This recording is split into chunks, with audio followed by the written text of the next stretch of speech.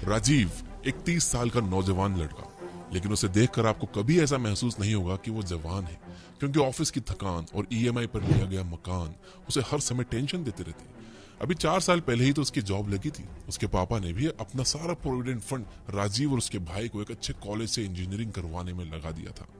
अब तो पापा के पास भी कुछ नहीं था कि वो मदद मांग सके, पर इतनी क्या जल्दी थी राजीव को घर लेने की। फिर अभी 2 साल पहले ही तो उसने नई चमचमाती कार खरीदी थी। इतना टेंशन मोल लेने की जरूरत क्या आन पड़ी? इसका जवाब बहुत आसान है। अगर राजीव ये सब नहीं लेता तो उसके रिश्तेदार और उसके पड़ोसी ये कैसे मान लेते भाई कि राजीव लाइफ में सक्सेसफुल हो गया है, एक बड़ा आदमी बन गया है। नई कार, खुद का घर, ब्रांडेड कपड़े, महंगा फोन, बिना इनके भी कोई सक्सेस दिखती है क्या?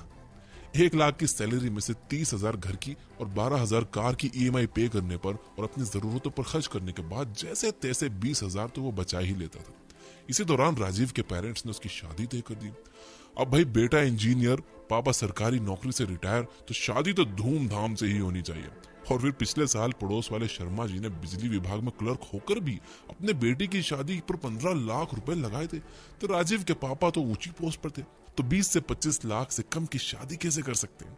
पापा की इज्जत बचाए रखने के लिए राजीव ने 10 लाख का पर्सनल लोन ले लिया। अब क्या था, ईएमआई बढ़ के 55,000 हो गई।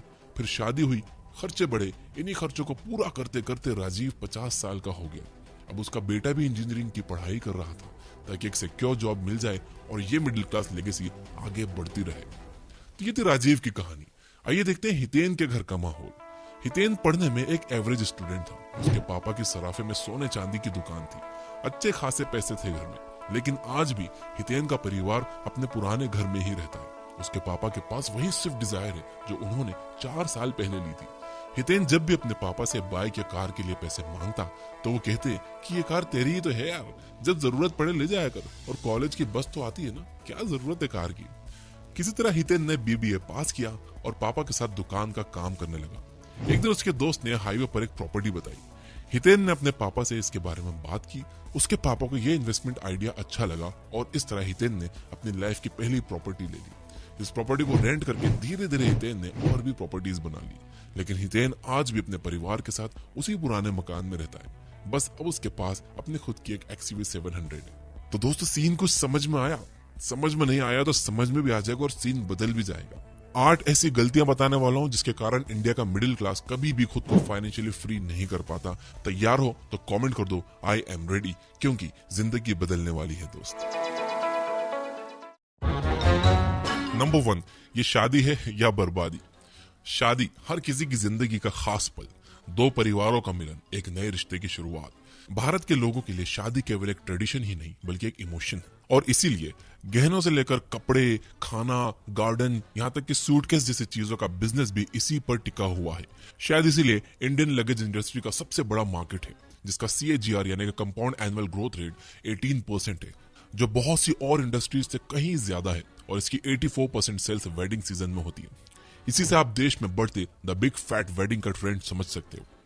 प्री वेडिंग शूट से लेकर हनीमून तक सब कुछ एक्स्ट्रावेजेंट करने के चक्कर में लोग अपना बजट ही भूल जाते हैं और लोन ले लेकर शादियां करते हैं। किसी को भी कोई शिकायत का मौका ना मिले, लोगों के लिए हमारी शादी यादगार हो, इस चक्कर में तो लोग अपनी बरसों की कमाई दौलत 3 दिन के फंक्शन पर उड़ा देते हैं। और फिर भी कोई ना कोई पड़ोसी, फूफा या जीजा कुछ ना कुछ नुक्स तो निकाल ही देता है।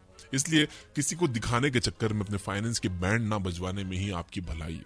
मेरे हिसाब से तो शादी एक इंटीमेट फंक्शन की तरह सेलिब्रेट होनी चाहिए, कुछ चुनिंदा खास दोस्तों और रिश्तेदारों के साथ। पर फिर भी अगर आप एक ग्रैंड वेडिंग चाहते हो तो प्रॉपर फाइनेंशियल प्लानिंग के साथ ही इसे एग्जीक्यूट करो, अपना बजट फाइनल करो और किसी भी सूरत में बजट को एक्सीड मत होने दो, ताकि शादी शादी रहे, बर्बादी ना बन जाए। नंबर 2, आप यूजर हो या यूज हो रहे हो? खाना मंगवाना है, रुको जोमैटो है ना। ग्रोसरी चाहिए, बिग बास्केट है ना। घड़ी, वॉशिंग मशीन, कपड़े, जो चाहिए आजकल एक क्लिक पर आ जाता है। भारत दुनिया का 2nd लार्जेस्ट ई-कॉमर्स मार्केट है, जहां लगभग 800 मिलियन कंज्यूमर्स हैं और एनुअली 124 लाख करोड़ से भी ज्यादा का ट्रांजैक्शन होता है। पर हैरान कर देने वाला फैक्ट तो यह है कि इसका 60% हिस्सा किसी बड़े शहर से नहीं बल्कि 2 टायर सिटीज और स्मॉल टाउन से आता है, जहां भारत का 80% मिडिल क्लास रहता है। लोग ऑनलाइन फैसिलिटी के इतने दीवाने हो गए हैं कि 500 मीटर पर जाकर राशन की दुकान से सामान लाने के बजाय ऑनलाइन ऑर्डर करने को प्रोग्रेसिव सोच रखना समझने लगे हैं। पर भाई ये फैसिलिटीज अमेरिका और दूसरी कंट्रीज में इसलिए चलाई गई क्योंकि वहां हमारे देश की तरह हर गली में राशन की दुकान और सब्जियों के ठेले नहीं मिलते। प्रैक्टिकली हमें इस चीज की इतनी खास जरूरत नहीं है। अभी कुछ दिन पहले ही लिंक्डइन पर दिल्ली के राहुल काबरा का पोस्ट वायरल हो रहा था, जहां उन्होंने सेम रेस्टोरेंट से अपने ऑनलाइन और ऑफलाइन ऑर्डर के बिल का फर्क पॉइंट आउट किया था। उन्होंने एक ही रेस्टोरेंट से सेम चीजें ऑनलाइन ऑर्डर की और रेस्टोरेंट से डायरेक्टली भी परचेज की। ऑनलाइन वही चीज 75 रुपए का डिस्काउंट कूपन लगाने के बाद भी 689 में मिली, जबकि ऑफलाइन जीएसटी ऐड करने के बाद भी 512 की थी। यानी आप हर ऑर्डर पर लगभग 100 से 150 रुपए एक्स्ट्रा पे कर रहे हो।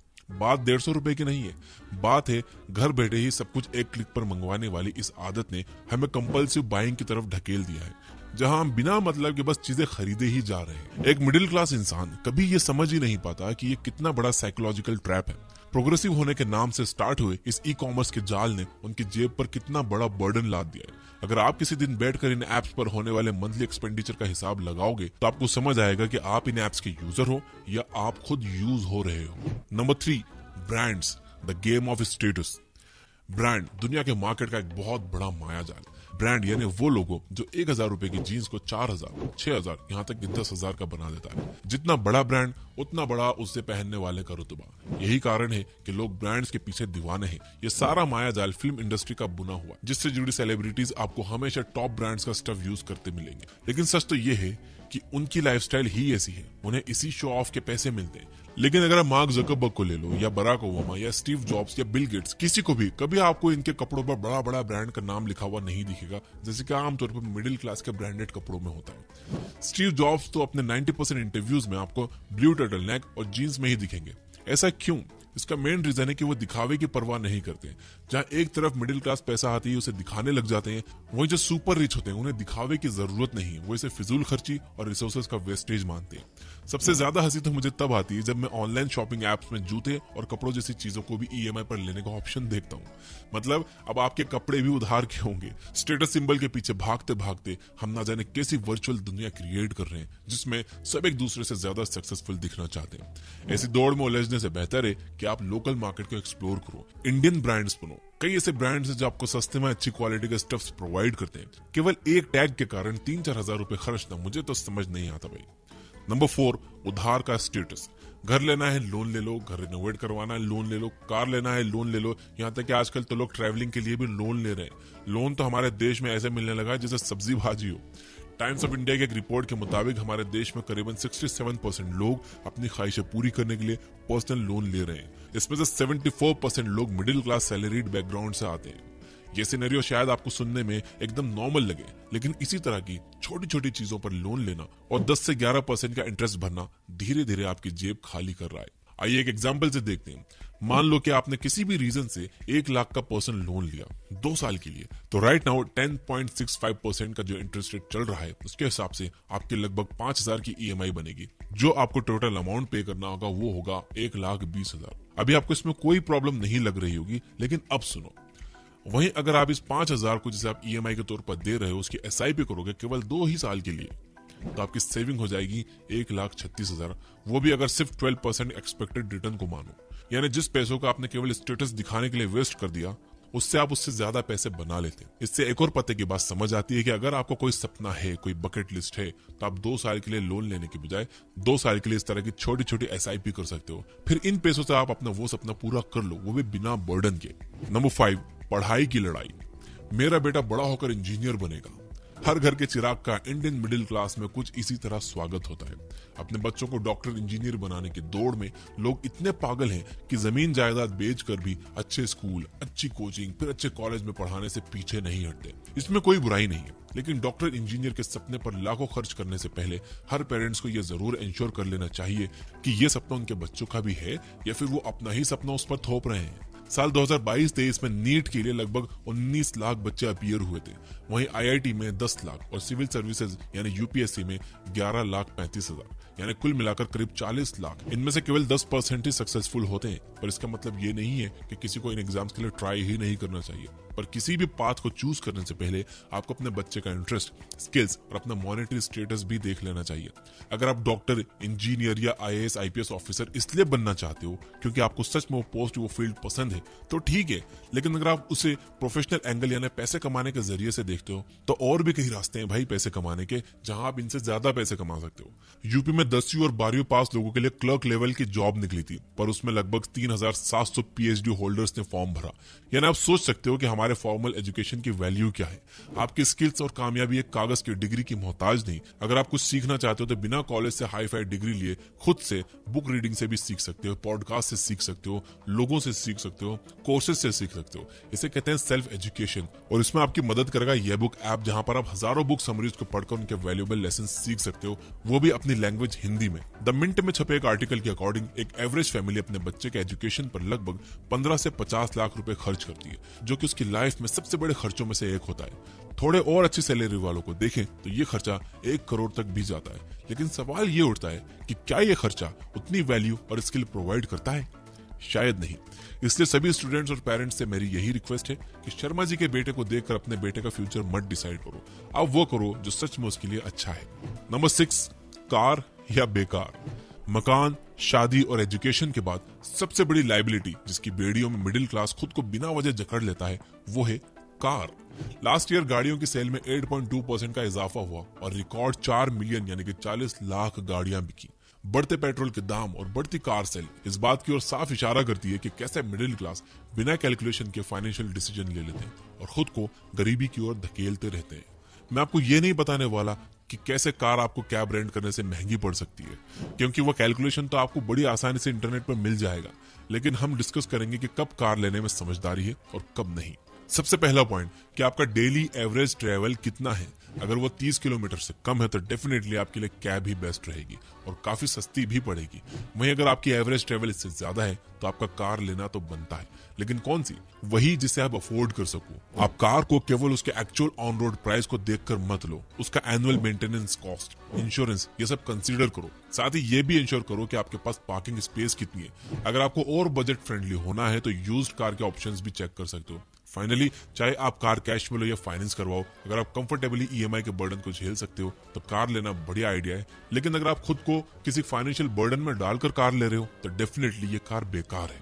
नंबर 7, 21 दिन में पैसा double. Middle class YouTube videos में शायद सबसे ज्यादा इस्तेमाल होने वाले शब्दों में से है। मिडिल क्लास दुनिया के 80% प्रोडक्ट या सर्विसेज बेचने वाले बिजनेसेस का 80% कंज्यूमर है।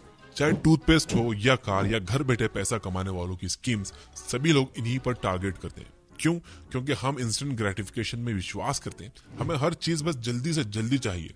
इंडिया में यूट्यूब पर सबसे ट्रेंडिंग वीडियोस होते हैं एक दिन में 1 लाख कैसे कमाए, घर बैठे 50,000 कमाने का तरीका। इंटरनेट ऐसी स्कीम्स और तरीकों से भरा पड़ा है और यंगस्टर जिन्हें फटाफट बस अपने दोस्तों के जैसा आईफोन चाहिए, ब्रांडेड कपड़े और महंगी गाड़ियां चाहिए, वो इन स्कीम्स के झांसे में फंस जाते हैं। RBI के अकॉर्डिंग साल 2023 में लगभग 3,500 करोड़ के फाइनेंशियल स्कैम्स रिकॉर्ड हुए, जिनमें investment scam, part time job scam, QR code scam जैसी कई चीजें शामिल हैं। क्यों कोई भी हमें इतनी आसानी से बेवकूफ बना जाता है और हम हंसते हंसते उसे अपनी मेहनत की कमाई थमा देते हैं। जितनी मेहनत हम इन कंप्लेंट्स को रजिस्टर करने और ऐसे फ्रॉड्स को सजा दिलाने में करते हैं, उससे आधी मेहनत लगती है चीजों को समझकर इन्वेस्ट करने में। जब भी कोई आपको पैसा कमाने का आसान तरीका बताए तो आप अलर्ट हो जाओ, इसे रेड फ्लैग समझकर अपने सेंसेस का इस्तेमाल करो। बिना सोचे समझे कहीं कोई ट्रांजेक्शन मत करो, ना बैटिंग एप्स में, ना इंट्राडे ट्रेडिंग में, ना MLM स्कीम्स में और ना ही किसी जॉब दिलवाने वाली स्कीम में, क्योंकि हर चीज जो कम समय में ज्यादा पैसे दिलाने का वादा करती है वो एक तरह से जुआ ही है। और मैंने आज तक किसी को भी जुआ खेलकर अमीर बनते नहीं देखा। इस बात पर लाइक तो बनता है, तो लाइक कर दो फटाफट। नंबर 8, पहले स्पेंडिंग फिर इन्वेस्टिंग। अक्सर आपने फिलोसोफर्स को ये कहते हुए सुना है कि rich is becoming rich and poor is becoming poor, लेकिन ये कोई नहीं बताता कि ऐसा क्यों है। सभी लोग दुनिया को आधा सच परोसकर सनसनी और नफरत पैदा करवाते हैं। अमीर गरीब से नफरत करने लगता है और गरीब अमीरों को चोर समझने लगते हैं। हमारी मेंटालिटी इतनी बायस्ड हो गई है कि हम किसी अमीर को देखकर यही सोचते हैं कि इसने कुछ गलत काम करके ही पैसा बनाया होगा, जबकि सिक्के का दूसरा पहलू यह है कि rich is becoming rich by spending like a poor and investing like a greedy, while poor is becoming more poor by spending to look like rich and investing nothing at all। यानी हम middle class बस अमीर दिखने के लिए खर्चा करते हैं और अमीर लोग अमीर होने के लिए इन्वेस्ट करते हैं। मेरा एक फ्रेंड था काफी अमीर, उसके पापा सक्सेसफुल बिजनेसमैन थे। वो हमेशा कहते थे कि जब तुम 90 रुपए इन्वेस्ट कर लो तो 10 रुपए अपने डिजायर्स पर खर्च करना। पर हम क्या करते हैं, 90 रुपए खर्च करने के बाद 10 रुपए बच गए तो इन्वेस्ट करने की सोचते हैं। यही सबसे बड़ी प्रॉब्लम है मिडिल क्लास की। हमारे लिए इन्वेस्टमेंट एक ऑप्शन है और अमीरों के लिए नीड। इसी इन्वेस्टमेंट का फल उन्हें पीढ़ी दर पीढ़ी मिलता जाता है और मिडिल क्लास बस खुद को एक वर्चुअल सक्सेस की दुनिया में उलझा कर रखते हैं और अमीर दिखने की चाह में गरीब होने की राह पर निकल पड़ते हैं। और अब एक प्रो टिप, जब भी आपका कुछ खरीदने का मन चाहे वो ब्रांडेड जीन्स हो या लेटेस्ट आईफोन या फिर कार या घर, इन 2 रूल्स को फॉलो जरूर करना। Number 1, the 24 hour rule. जो भी खरीदने के लिए आपका मन आपको कह रहा है तो बस खरीदने से पहले 24 घंटे यानी 1 दिन रुको। सबसे पहले उस चीज के वो 5 काम लिखो जो आप उससे कर सकते हो। फिर दूसरे कॉलम में उन कामों को क्या आप किसी और तरीके से पूरा कर सकते हो, उन ऑप्शंस को लिखो। एनालाइज करो, अगर फिर भी आपको लगता है कि लेना ही पड़ेगा, फिर जाओ बेझिझक ले लो। इस रूल को फॉलो करने के बाद आप अपनी कंपल्सिव बाइंग को 70% तक कम कर सकते हो। Number 2, the 2x rule. ये रूल इंस्टेंट शॉपिंग और फिजूल खर्ची कम करने में बहुत हेल्पफुल है। आपको कुछ भी लेते समय बस इतना याद रखना है कि जो भी आप चीज ले रहे हो, क्या आप उसे 2 बार लेना अफोर्ड कर सकते हो। यानी अगर आप 1 लाख का आईफोन ले रहे हो तो आपके पास 2 लाख बिना चेहरे पर शिकन आए खर्च करने की हैसियत होनी चाहिए। ईएमआई पर लिया तो क्या लिया। तो कुल मिलाकर बात इतनी सी है कि आज जो मन में है वो कर लेते हैं, कल किसने देखा। ये लाइन केवल मिडिल क्लास को उलझाए रखने के लिए बनाई गई है ताकि मिडिल क्लास इमोशनल होकर अपनी औकात से ज्यादा खर्च करता रहे और लोन देने वालों की और पैसा डबल करने वालों की दुकानें चलती रहें। लेकिन ये फैसला आपको लेना है कि आप क्या चाहते हो। आज के ऐशो आराम के चक्कर में जिंदगी भर खुद को मिडिल क्लास की बेड़ियों में जकड़े रखना चाहते हो, या आज थोड़ी सी सूझबूझ से फाइनेंशियल इंडिपेंडेंस पाना चाहते हो।